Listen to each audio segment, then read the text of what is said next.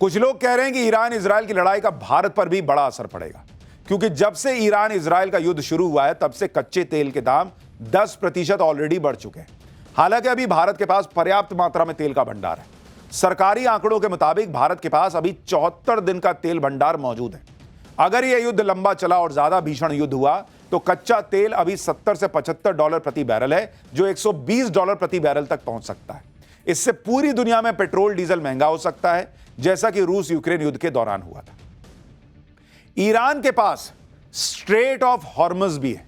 यह समुद्र का बेहद ही संकरा रास्ता है, वो जो आप एकदम चुन्नू सी जगह देख रहे हैं, इसे स्ट्रेट ऑफ हॉर्मज कहते हैं। जो आप ईरान का लाल हिस्सा देख रहे हैं, ऐसे ऐसे देख रहे हैं, ऐसे पहाड़ जैसा एक छेद बना हुआ है जहां पर एरो गया हुआ है। तो आपको एक बार यहां दिखाता हूं, एक बार इसको देखिए। ये आपको जो दिखा रहा हूं ना, ये है स्ट्रेट ऑफ हॉर्मज। अगर आप ये देखेंगे, पर्शियन गल्फ है, यहां कुवैत है, ये यूएई है, और जो तेल जाता है ना बॉस, अगर आप इसको देखेंगे तो यहां से इसी तरह से होते हुए उसको जाना पड़ता है। ये देखिए, ये है रास्ता, ये देख रहे हैं। अब अगर ईरान ने ये रास्ता ब्लॉक कर दिया बॉस, तो फिर है कांड। ये समुद्र का बेहद ही संकरा रास्ता है, जो दुनिया भर में तेल सप्लाई करने के लिए बहुत जरूरी रास्ता है। यहीं से दुनिया भर के जहाज तेल लेकर निकलते हैं। दुनिया में रोज तेल की जितनी खपत होती है उसका 20% हिस्सा इसी रूट से होकर जाता है। अगर ईरान ने इस रास्ते को बंद कर दिया तो दुनिया के लिए तेल सप्लाई कम हो जाएगी और इससे तेल का नया संकट आ सकता है।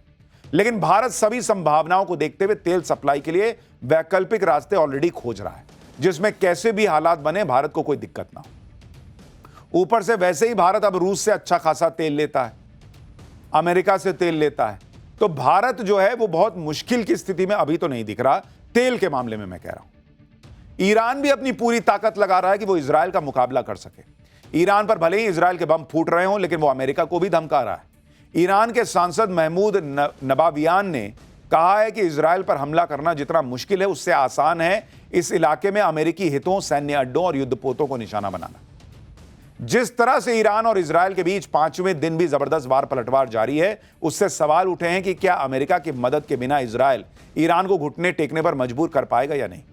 क्योंकि 5 दिनों की लड़ाई में भले ही ईरान को भारी नुकसान हुआ, लेकिन इजराइल के शहरों में भी तबाही मची नजर आई।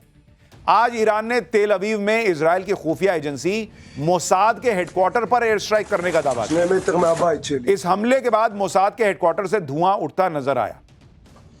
इसके अलावा ईरान ने इजराइल के मिलिट्री इंटेलिजेंस के निदेशालय पर भी मिसाइल दागी। इजराइल के आयरन डोम ने इन मिसाइलों को हवा में मार गिराने के लिए 10 इंटरसेप्टर मिसाइलें दागी, लेकिन बिल्डिंग को तबाह होने से नहीं बचा पाए और वहां जोरदार धमाके होते नजर आए। सेंट्रल इजराइल के हर्जेलिया शहर में भी ईरान की मिसाइलें मौत बनकर बरसी। मिसाइल फटने से वहां एक बस तक में आग लग गई। इजराइल की राजधानी तेल अवीव में ईरान ने ताबड़तोड़ हमले कर रखे हैं, जिसकी वजह से कई इमारतों को नुकसान पहुंचा। ये इजराइल की तस्वीर है। मिसाइल फटने के बाद इमारतों से आग की लपटें भी उड़ती हुई नजर आई। ईरान के ऐसे पलटवार की वजह से इजराइल चाहता है कि अमेरिका भी इस युद्ध में कूद जाए, जिससे ईरान का सरेंडर तुरंत रुक करवाया जा सके। इजराइल अपनी तरफ से कोई कसर नहीं छोड़ रहा। तेहरान खाली करने की धमकी देने के बाद इजराइल ने भी हमले तेज कर दिए। आज इजराइल ने एयर स्ट्राइक में ईरान की सेना के deputy commander major general Ali Shadmani को मार गिराने का दावा किया। शादमानी को ईरान के सुप्रीम लीडर खामनेई का करीबी माना जाता है। शादमानी ने 4 दिन पहले ही war time chief of staff की जिम्मेदारी संभाली थी। यानी भाई साहब ने अभी अभी जिम्मेदारी संभाली, इनको भी निपटा दिया इजराइल ने। इजराइल की बमबारी से तेहरान में जबरदस्त धमाके हो रहे हैं, धुआं हर तरफ दिख रहा है। इजराइल ने तेहरान का वो हाल कर दिया है कि जिधर देखिए उधर बम फटते दिख रहे हैं। आज तेहरान में हुए एक बड़े हमले में इजराइल ने मिसाइल लॉन्चर तबाह करने का दावा किया। इजराइल ने सटीक एयर स्ट्राइक में तेहरान एयरपोर्ट पर खड़े ईरान के 2 F-14 फाइटर जेट तबाह करने का दावा किया है। इजराइल ने इस हमले का वीडियो भी जारी किया है, जिसमें फाइटर जेट पर बम गिरता हुआ नजर आ रहा है।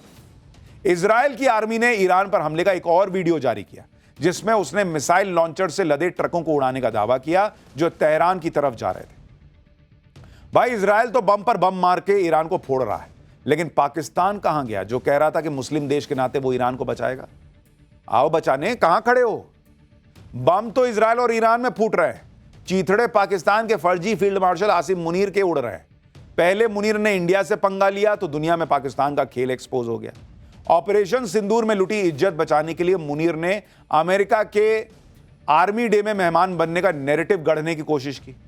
वो भी एक्सपोज हो गया। पता चला कि मुनीर प्रवासी पाकिस्तानियों से मिलने के लिए अमेरिका गया है, अमेरिका ने उसे नहीं बुलाया आर्मी डे पर।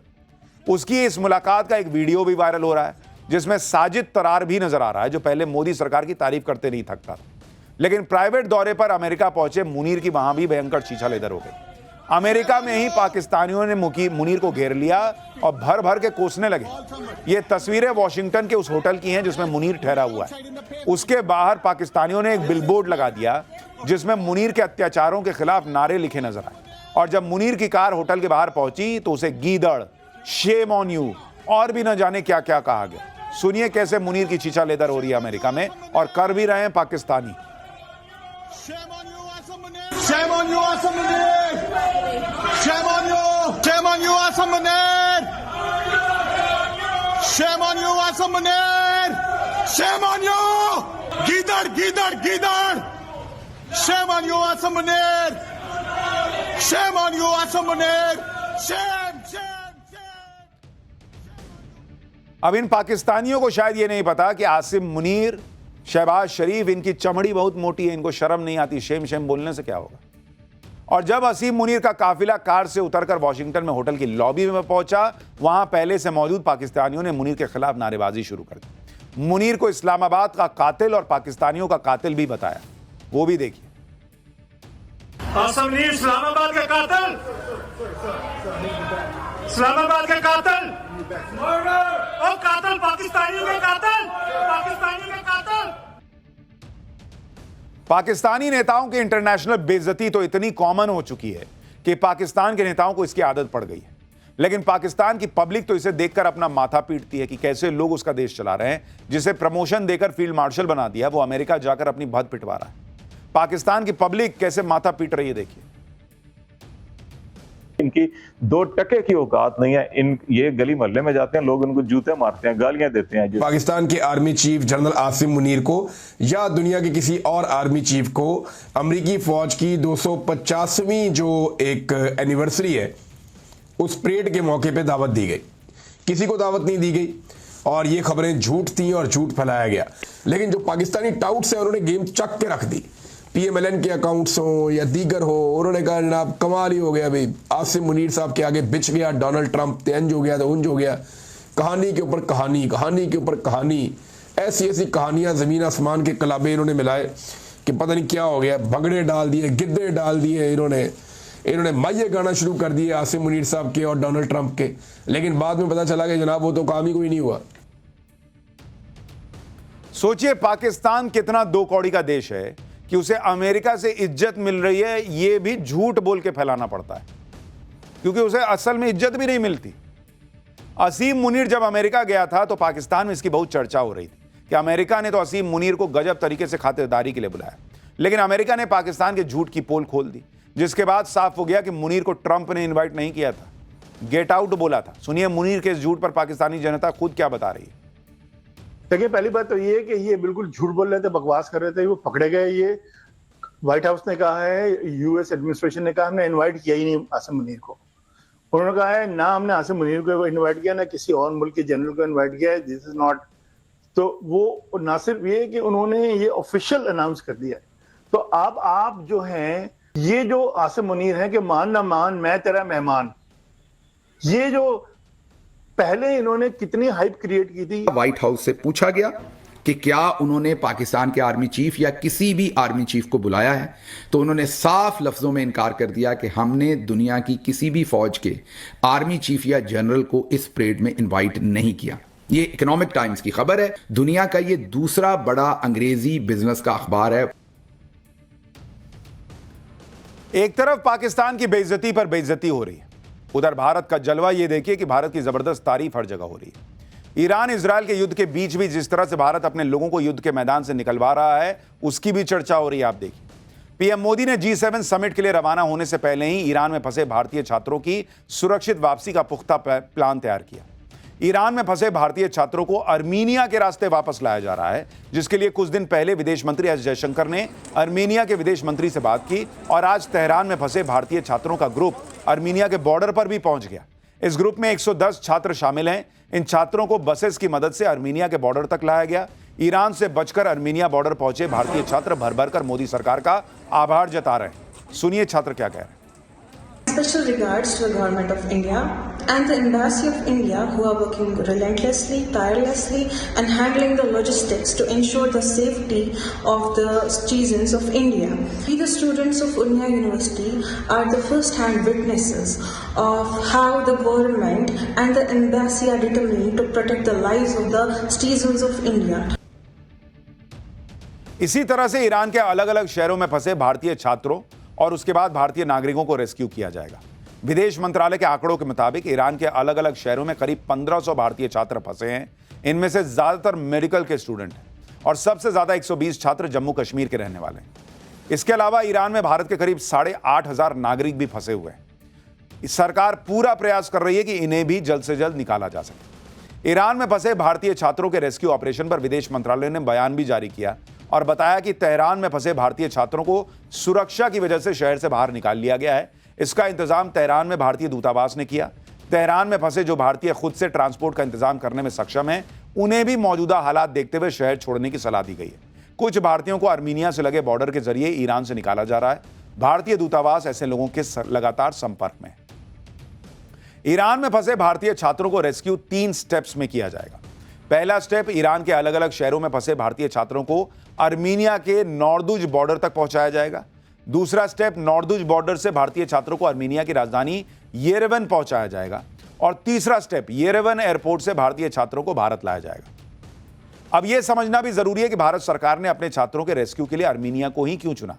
दरअसल ईरान का जमीनी बॉर्डर 7 देशों से लगता है: पाकिस्तान, अफगानिस्तान, तुर्कमेनिस्तान, अजरबैजान, अर्मीनिया, तुर्की और इराक। इसके अलावा ईरान की समुद्री सीमा ओमान से लगती है। इन सभी देशों में अर्मीनिया का बॉर्डर ईरान के प्रमुख शहरों से सबसे कम दूरी पर है और अर्मीनिया के साथ भारत के संबंध भी काफी मजबूत हैं। दोनों देशों के बीच पिछले 5 सालों में कई अहम डिफेंस डील हो चुकी हैं। ईरान और अर्मीनिया के बीच किसी तरह का सीमा विवाद या सैन्य तनाव भी नहीं है। ऐसे में अर्मीनिया से भारतीय छात्रों को फ्लाइट के जरिए लाना आसान रहेगा, क्योंकि अर्मीनिया का येरेवन एयरपोर्ट ईरान और इजरायल के बीच जारी संघर्ष के बाद भी पूरी तरह से काम कर रहा है, चालू है। लेकिन वहां तो एयरपोर्ट चालू है, यहां एयरपोर्ट पर क्या हो रहा है? पाठशाला में अगली क्लास देखिए। अहमदाबाद प्लेन क्रैश के बाद बीते 24 घंटे में विमानों में वो संकट कि पैसेंजर हनुमान चालीसा क्यों पढ़ रहे हैं।